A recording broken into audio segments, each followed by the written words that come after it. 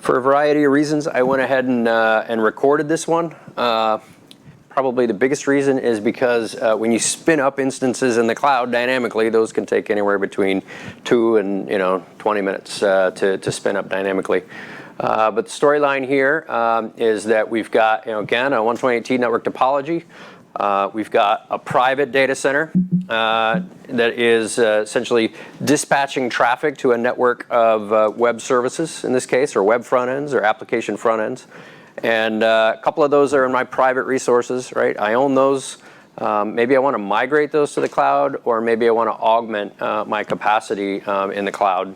And so what you see here is, again, the router 1 down at the bottom will be dispatching traffic and load balancing between my private data centers. And then I'll talk a little bit about a cloud migration. And so let's go ahead and hit play on this. And again, you can see here router 1, premise router. You can see it's got peering up via internet, could be direct connect, could be express route to router, well, actually to the private, it's going to be internet, MPLS, some private circuits. I could use express route or internet service to the cloud. We talked about the notion of service routes, right? And so service routes, multiple service routes in multiple locations essentially act as a distributed load balancer. We talk a lot about distributed routing, distributed firewall, distributed security. This is essentially a distributed load balancer, right? So my premise router is making decisions based on the performance of the network, available destinations, even literally available cloud paths. And so router 1 is, again, sending active traffic to router 2 and router 3, and I'm going to spin up a node in AWS in this case first. And it seems to be going back through, but again, a service route can be a service route for Elastic Service is in this case Elastic Service is being dispatched to router 2. AWS Central and potentially Azure East based on the availability of those nodes. So you can see I've got this green line is that Elastic Service. It's running a little bit hot, right? And you can see that's running high. In fact, I go ahead and I crank up the traffic, and you can see my my load balance service performing just fine. But now I'm going to keep cranking up the traffic on my local private data center resource, right? So this is hitting an IP address that the 128T said could exist in multiple clouds, multiple locations, maybe on-prem, and it's acting as the quarterback really for this traffic. What'll happen though is as I ramp this up even further, you'll start to see impact on the session performance, right? And so at the same time I'm graphing the service bandwidth, I'm graphing the service TCP retransmissions, right?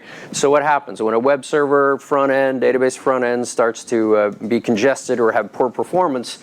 What happens? You'll see TCP retransmissions, right? So this could be a KPI that you use to trigger capacity augmentation.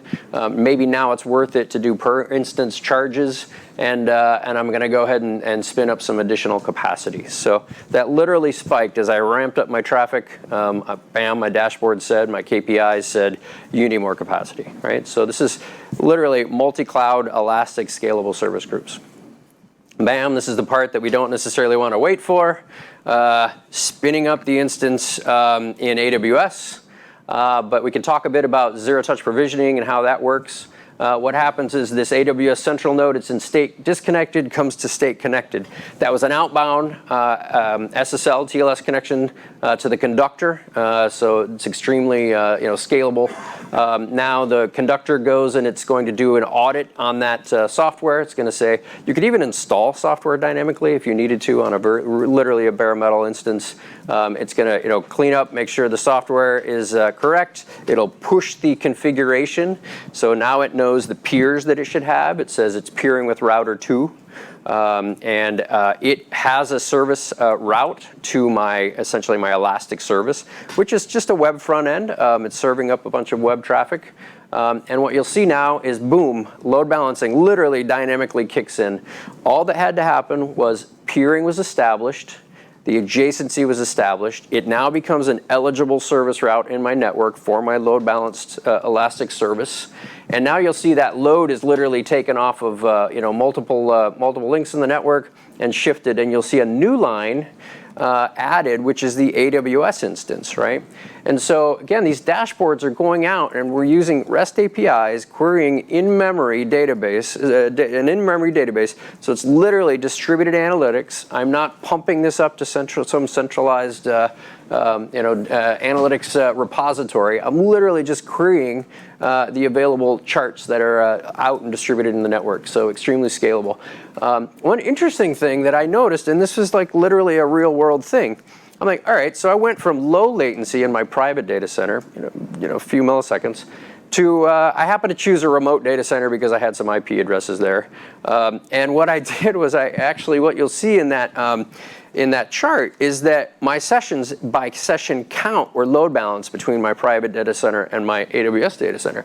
But interestingly enough, and I guess I'll pause because I'm getting ahead. I took some of the time out of it. Interestingly enough, because of the increased latency to the cloud, on a per session basis, my cloud was outputting less data per session. So I actually saw lower bandwidth because the latency was higher. So that was literally a real world scenario of I've just gone through all this trouble to put in my cloud instances and deploy some capacity, and I found that my latency numbers were impacting my TCP performance. If you did a bandwidth-based load balancer, you might actually shift more traffic over to a slower service, not realizing that you've added higher latency to the network. So in this case, my green line was my private data center. Literally, session for session was not performing as well as my higher latency path. So what I did was I said, I have an Azure data center closer to my private data center. Again, you can use the same code, same load balancing techniques, same level of visibility, same management, same security, same FIPS 140-2 encryption, and spin up another instance in Azure. And interestingly enough, that performed better, lower latency path, which was easy to see on the chart. And of course, one of the big things about cloud is that it's, again, capacity on demand.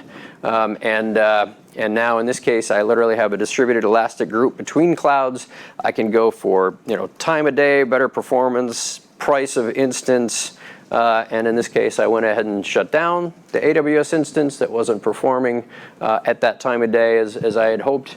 And boom, it just disappears off the chart, and you will see the Azure and the private data center pick up the workload. So, one of the things we talk about is that, the biggest complexity of, migrating to the cloud, trying to move your services to the cloud, trying to save money, is the networking, right? And, by having a solution session-oriented, you don't have to do BGP. I didn't do BGP in this case. I'm doing, you can do a combination of source and DeskNat based on cloud services. You can do native routing. By having a solution that's, again, flexible to go across cloud platforms, flexible to give you the visibility, gives you truly distributed analytics, the same level of analytics on-prem as it does in the cloud. Now it's not. Now the networking piece of cloud is not so scary, right? And again, the business value is that it's literally easy as apple pie. To use an analogy. Okay, well that's spin up it's capacity. an interesting metaphor. But the cloud networking is weird under the hood. Are there limitations put on my 128T box that I put up there? What's my interaction between that device and the cloud vendor's networking? Well, we had to do a lot of work on that. I'm glad you asked about that because I forgot. So we had to do a lot of work because you can run completely virtualized, right? And Abhilash did an amazing job in the earlier session, if you want to go back and review it, talking about how you leverage the CPU resources, right? You can kind of rely on kernel scheduling, or you can get the direct I/O interfaces, right? So you can use SRAOV, for example, accelerated networking, enhanced networking, within the cloud vendor. And of course, we've taken advantage of that. It's not easy. In fact, and each cloud provider does it a little bit differently. So you got to put a lot of work into the drivers, the different NIC types, and so now we're not doing all these memory copies through this shared virtualized platform. We're literally doing high-speed networking directly to the interface, and actually, I've got a couple of slides on this, but the net effect was that we actually started to discover some of the different cloud bottlenecks that are out there that that our users are experiencing because it's so easy, as 128T to just kind of spin up high speed, right? And so I don't know if did that answer your question? Gave a sense of that, yeah.